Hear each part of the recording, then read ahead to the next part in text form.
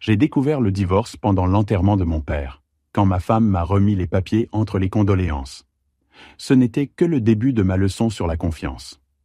La pluie tambourine sur les parapluies noirs, tandis que les derniers visiteurs s'éloignent de la tombe de mon père. Pierre Dubois, 82 ans, fondateur de Dubois Cybersécurité SA, repose maintenant à côté de ma mère au cimetière de Passy. « Henri, » dit Céline doucement, sa main posée sur mon bras. « Il faut qu'on parle. 25 ans de mariage, 15 ans d'association avec Michel Bertrand, mon meilleur ami et directeur technique de l'entreprise. 2 enfants, Amélie et Thomas, qui viennent de terminer leurs études supérieures. Une vie qui semblait aussi solide que l'entreprise que mon père avait bâtie. Ça ne peut pas attendre ? Je suis épuisé par l'enterrement.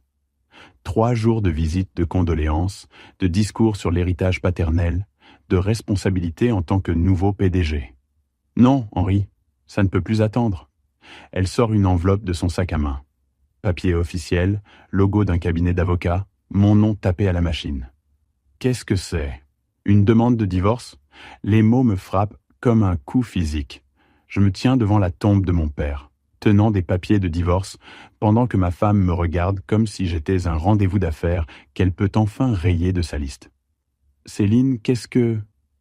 Je suis désolé pour le timing, mais les enfants sont déjà au courant. Les enfants savent. Ils vont rester avec moi. Michel nous a trouvé un appartement. Michel, mon associé, mon ami depuis nos études à Polytechnique. Michel vous a trouvé un appartement ? Henri, soyons honnêtes, Michel et moi, nous sommes ensemble depuis longtemps. Le cimetière tourne autour de moi. La tombe de papa, la pluie, le visage de Céline, tout se brouille. Depuis quand ?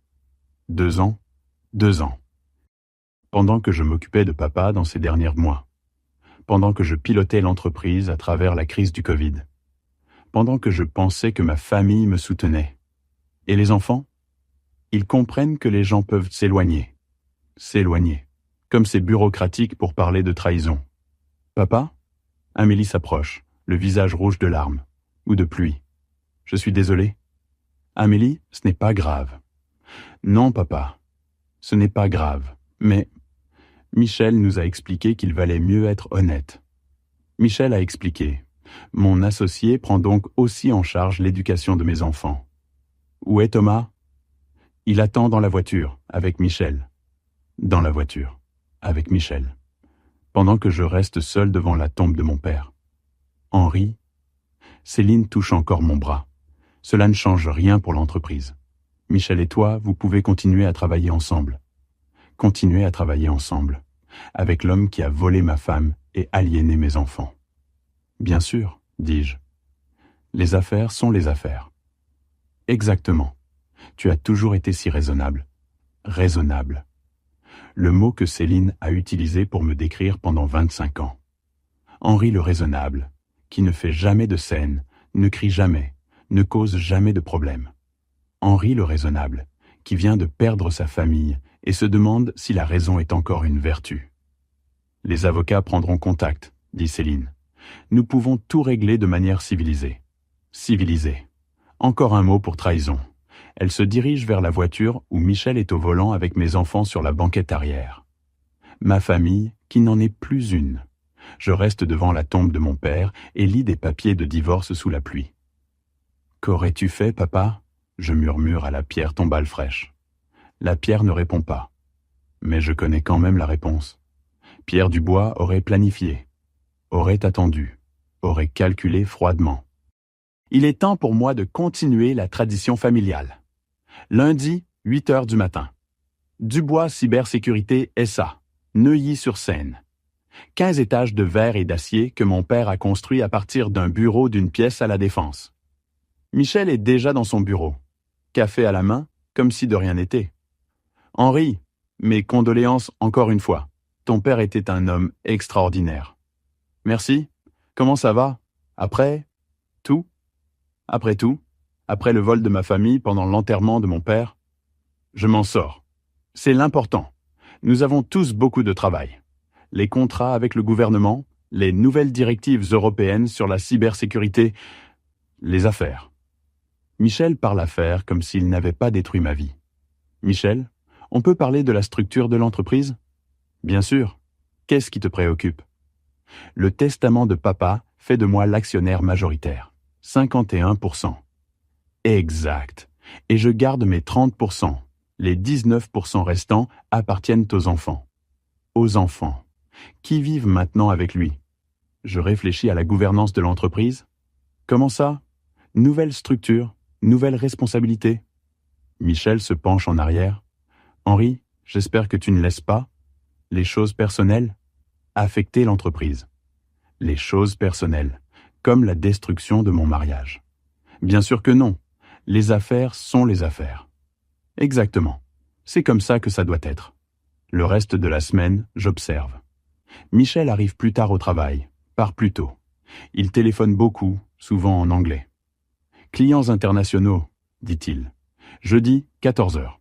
J'appelle Maître Rousseau, notre avocat familial et d'entreprise. Henri, mes condoléances pour ton père et j'ai entendu parler du divorce. Merci, Maître Rousseau. J'ai besoin de conseils. Naturellement, de quoi s'agit-il? De l'entreprise. Je veux comprendre quel droit Michel a en tant qu'associé. Il a 30%, siège au conseil, droit de vote sur les décisions importantes. Peut-il sortir de l'argent de l'entreprise sans mon accord?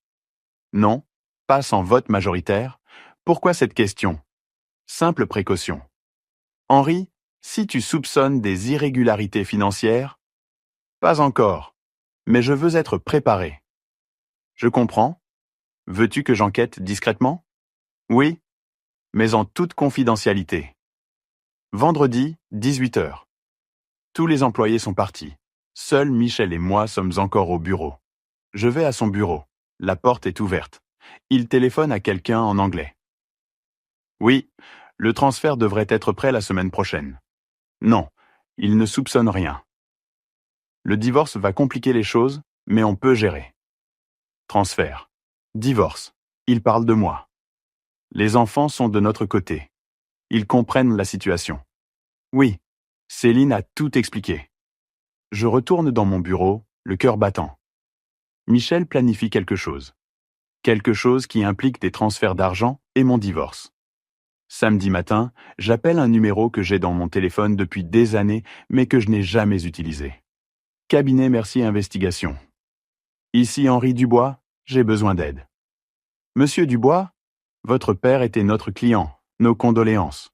Merci, je veux faire surveiller quelqu'un. Qui? Mon associé. Dimanche, 10 heures. Appel d'Amélie. Papa, on peut se voir? Bien sûr. Où veux-tu aller? Pas en public. Michel dit que ce serait gênant pour tout le monde. Michel dit, ma fille de 22 ans se laisse dicter par mon associé, où elle peut voir son père. Amélie, tu es adulte. Tu peux décider où nous nous retrouvons. Je sais, papa, mais c'est compliqué. Qu'est-ce qui est compliqué? Michel nous explique tout sur l'entreprise, sur maman et toi, sur l'avenir. Michel explique. Michel décide, Michel planifie. Amélie, qu'est-ce que Michel vous explique exactement? Que tu es très triste, que tu pourrais prendre de mauvaises décisions, qu'on doit être prudent. Prudent avec quoi? Avec toi, papa? Lundi, 6 heures du matin. Je suis le premier au bureau. Je vais directement à l'ordinateur de Michel. Mon père m'a appris, qui dirige une entreprise de cybersécurité doit comprendre tous les systèmes, y compris ceux de ses associés. L'ordinateur de Michel est crypté, mais je connais la porte dérobée. Chaque ordinateur de notre entreprise en a une, pour les urgences, disait toujours papa. Ceci est une urgence. Email. Des centaines d'emails. Avec des banques en Suisse, des cabinets d'avocats au Luxembourg, des sociétés au Panama. Un email du mardi dernier, un jour avant l'enterrement de papa. Les structures sont prêtes.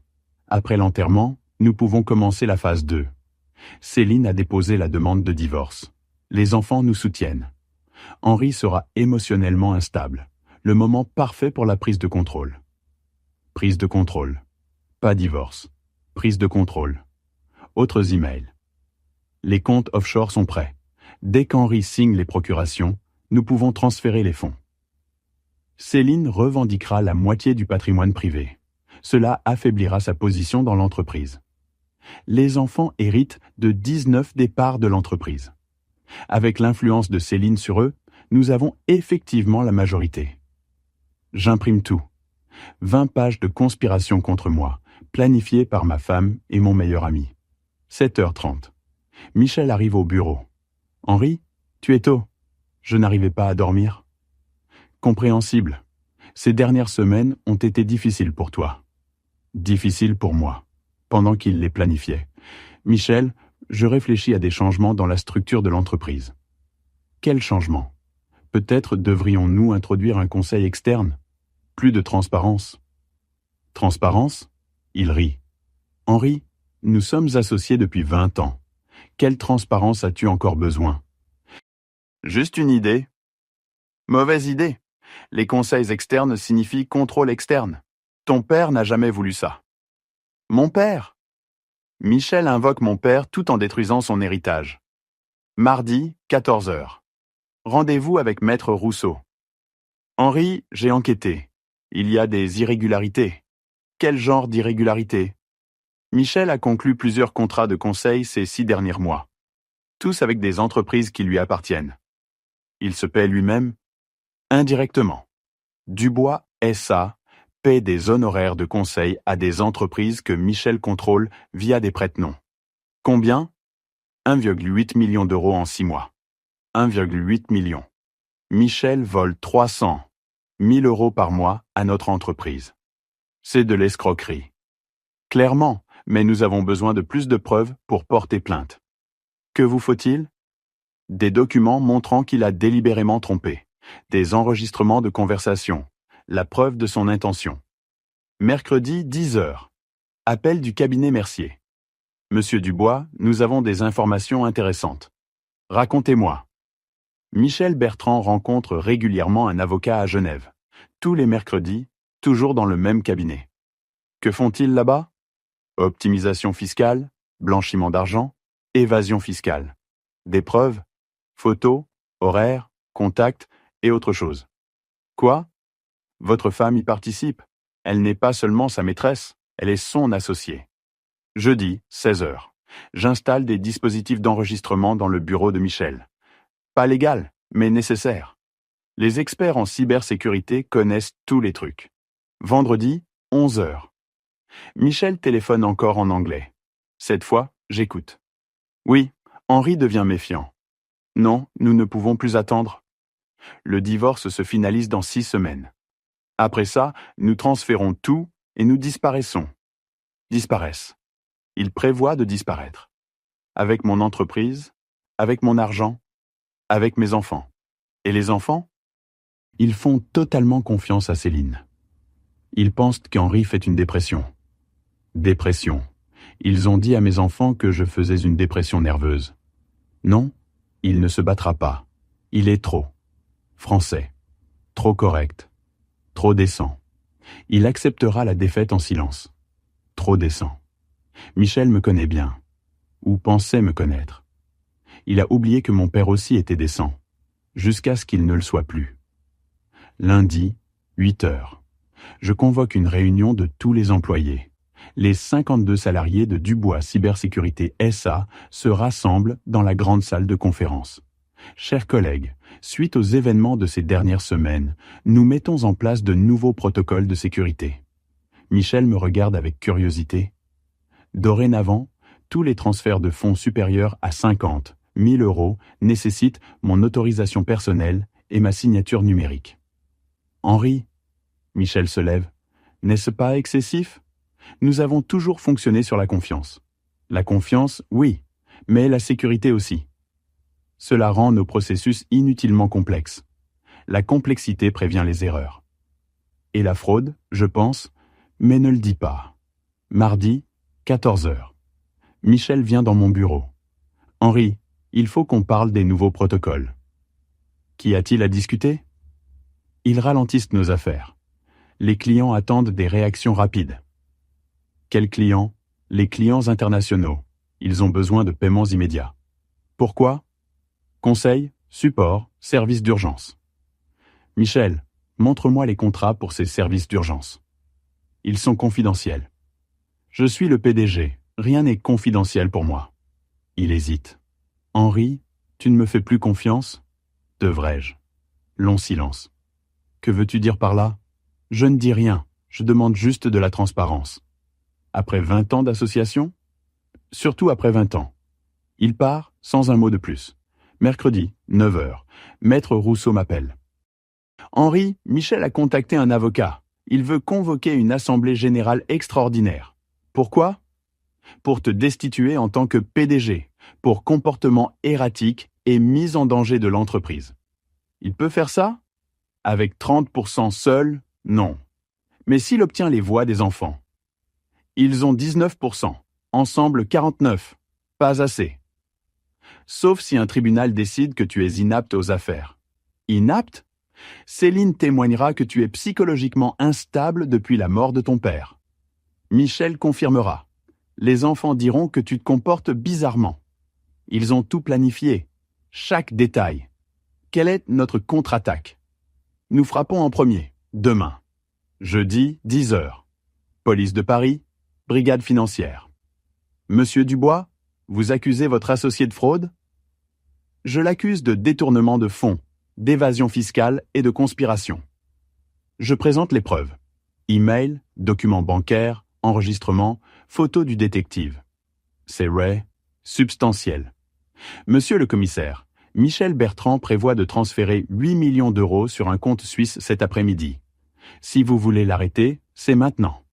Comment le savez-vous? J'écoute ses conversations téléphoniques. C'est illégal. Je suis PDG d'une entreprise de cybersécurité. Je surveille mes propres systèmes. Le commissaire étudie les documents.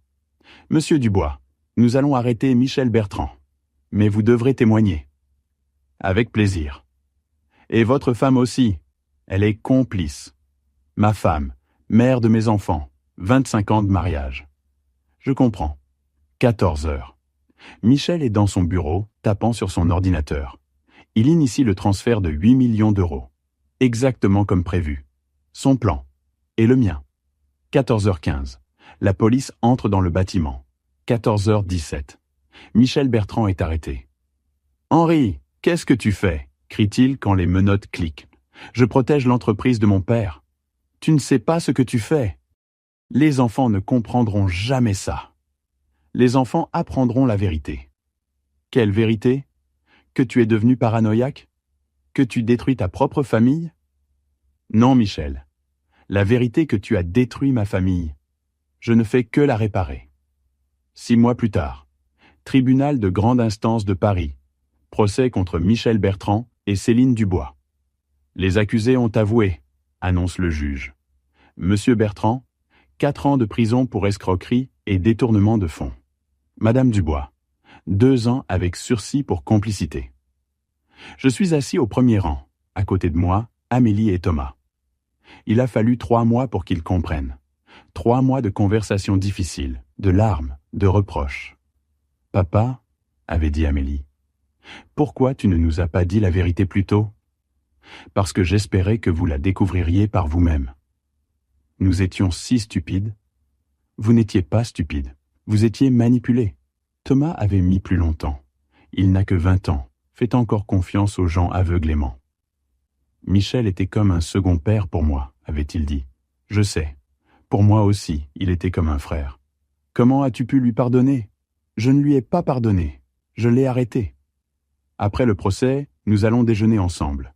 Avenue Montaigne, le restaurant où nous allions en famille autrefois. Papa, dit Amélie, qu'est-ce qui se passe maintenant avec l'entreprise? L'entreprise nous appartient. À toi, Thomas et moi. À nous? Les parts de Michel ont été confisquées. Vous en héritez. Mais nous ne comprenons rien à la cybersécurité. Vous apprendrez, si vous voulez. Thomas hoche lentement la tête. Je veux étudier l'informatique. Bonne idée. Amélie aussi? Amélie sourit. Je pensais au droit, pour que ça n'arrive plus jamais. Encore meilleure idée. Nous mangeons en silence. Une famille qui réapprend à être une famille. Papa? Amélie brise le silence. Oui? Pourquoi tu n'étais pas en colère? Pourquoi tu n'as pas crié, pas combattu? Parce que la colère produit de mauvaises décisions. Et qu'est-ce qui produit de bonnes décisions? La planification, la patience, la stratégie. Comme grand-père? Exactement comme grand-père. Thomas boit son café. Papa, tu détestes maman? Question difficile. Non, mais elle t'a trahi. Elle s'est trahie, elle-même. Elle pensait que l'argent la rendrait heureuse. Ça l'a rendue heureuse? Demande-lui quand elle sortira de prison. 3 ans plus tard.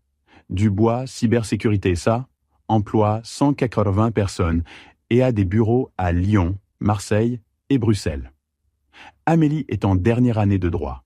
Thomas en 3e année d'informatique. Tous deux travaillent dans l'entreprise pendant les vacances universitaires. Papa, dit Amélie en révisant les chiffres trimestriels, l'entreprise a beaucoup grandi. La confiance est bonne pour les affaires. La confiance? Nos clients savent que nous sommes honnêtes, que nous n'avons pas d'agenda caché. Parce que tu as arrêté Michel? Parce que nous sommes une famille qui se serre les coudes. Thomas entre dans le bureau. Papa, j'ai une idée pour un nouveau protocole de sécurité. Raconte. Et si nous développions un système qui signale automatiquement les transactions suspectes pour d'autres entreprises? Comme les transactions de Michel? Exactement, pour que d'autres familles n'aient pas à vivre ce que nous avons vécu. Je souris. C'est une très bonne idée. On le développe? Oui. Et si ça marche, nous l'appellerons le protocole Pierre. D'après grand-père? D'après grand-père. Nous travaillons tard dans la soirée sur le nouveau protocole. Amélie corrige les aspects juridiques, Thomas programme le code, je coordonne le projet, une famille qui travaille ensemble au lieu de se battre. À 22 heures, nous rangeons.